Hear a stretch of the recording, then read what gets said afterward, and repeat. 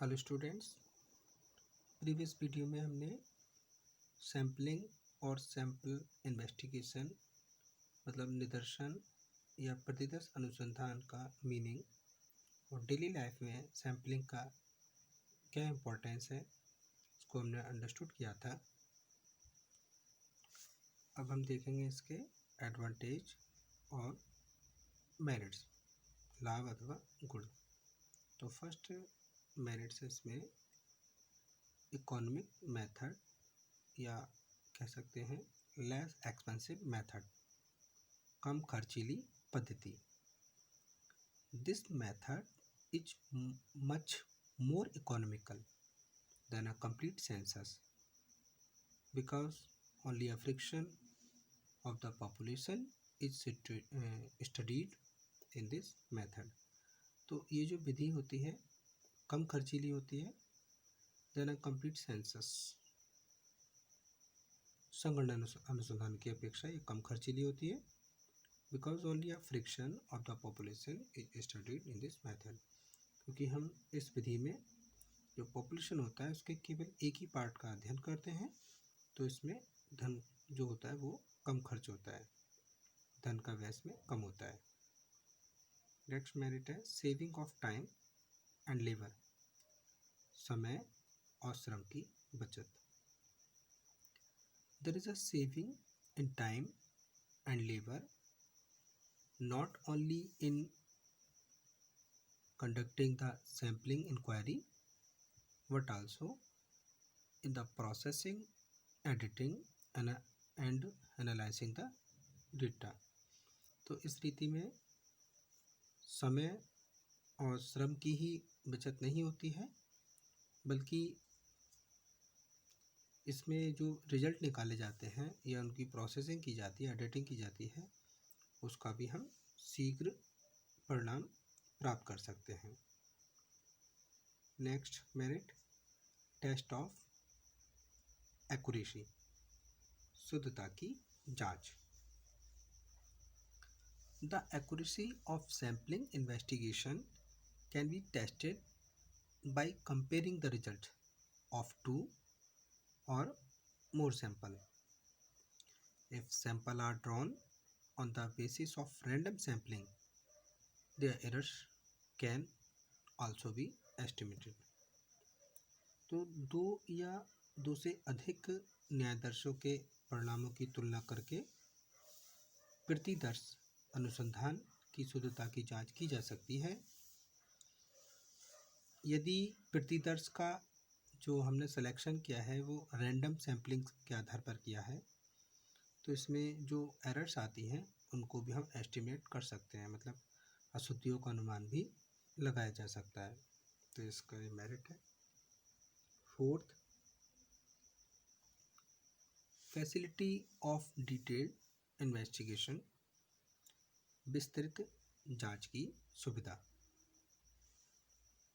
In this method the numbers of unit under study is kept limited and this make it possible to study them in detail and intensively।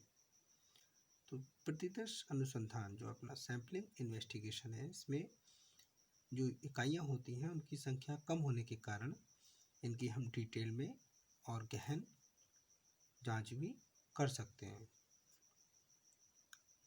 Next देखते हैं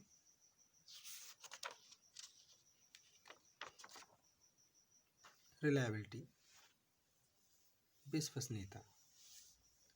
If sample are taken in proper size and on proper grounds, the result of sampling will be almost the same which might have been obtained by census method। यदि sample proper size में है या proper ground से हैं, मतलब समुचित आधार पर लिए गए हैं या उचित आकार के हमने सेलेक्ट किए हैं, तो इसके रिजल्ट भी लगभग सेम रहते हैं जो हम सेंसस इन्वेस्टिगेशन के होते हैं, मतलब जो संगणना अनुसंधान के होते हैं वही सैंपल के होते हैं। Next merit only method in some investigation, मतलब ये विशेष अनुसंधानों में एकमात्र विधि है।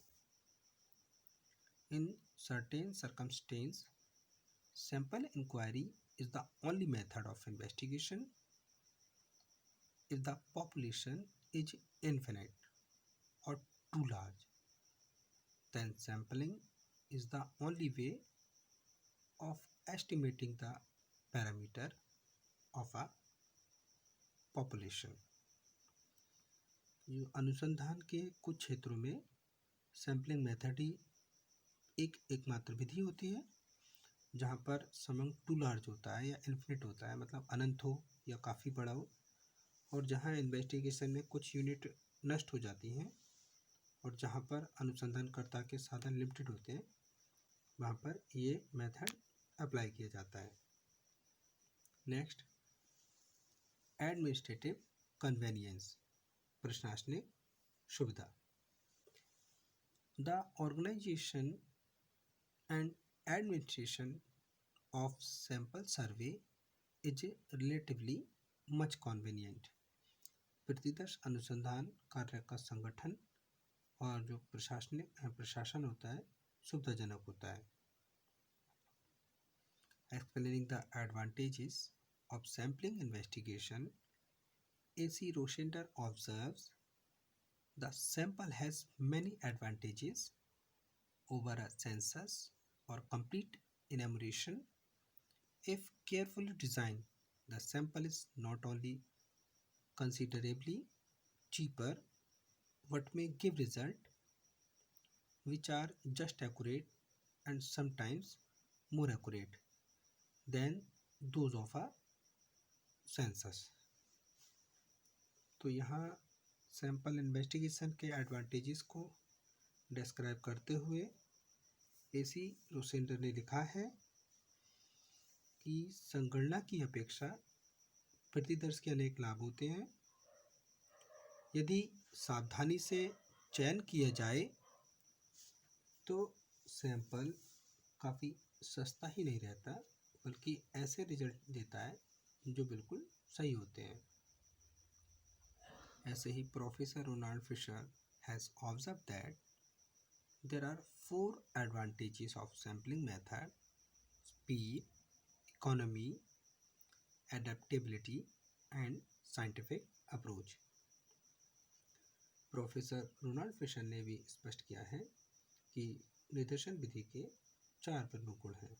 इनके अकॉर्डिंग जैसे स्पीड मतलब गति, इकोनॉमी मितव्यता, एडेप्टेबिलिटी अनुकूलता, साइंटिफिक अप्रोच मतलब वैज्ञानिक प्रकृति।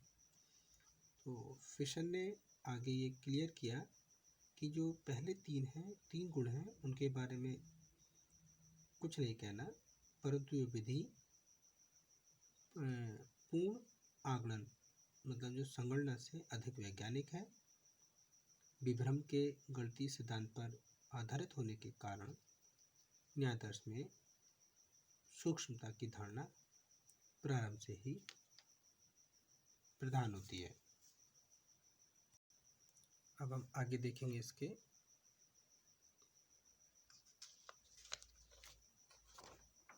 डिमेरिट्स, इसके दोष। फर्स्ट है इसमें मिसलीडिंग रिजल्ट, भ्रमपूर्ण परिणाम। If a sample survey is not properly planned and carefully executed, the result obtained may be unreliable and misleading. यदि सैंपल उचित प्रकार से नहीं लिया जाता है तो उसके परिणाम अनरिलायबल मतलब अविश्वसनीय या भ्रमपूर्ण हो सकते हैं। Patrick F Stephan observe samples are like medicine. They can be harmful when they are taken carelessly or without knowledge of their effect. Frederick F Stephens ने लिखा है कि जो सैंपल होते हैं वो मेडिसिन की तरह होते हैं, दवाई की तरह होते हैं। जब उनका चुनाव असावधानी से या उनके क्या इफेक्ट पड़ेंगे उनके प्रभावों के पर्याप्त ज्ञान के बिना, उनकी नॉलेज के बिना हम उनका यूज़ करते हैं तो वे हानिकारक हो सकते हैं। तो फर्स्ट ये डीमेरिट था, misleading result.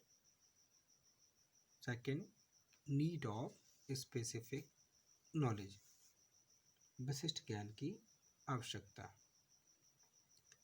N efficient sampling requires the service of qualified, skilled, and experienced personnel.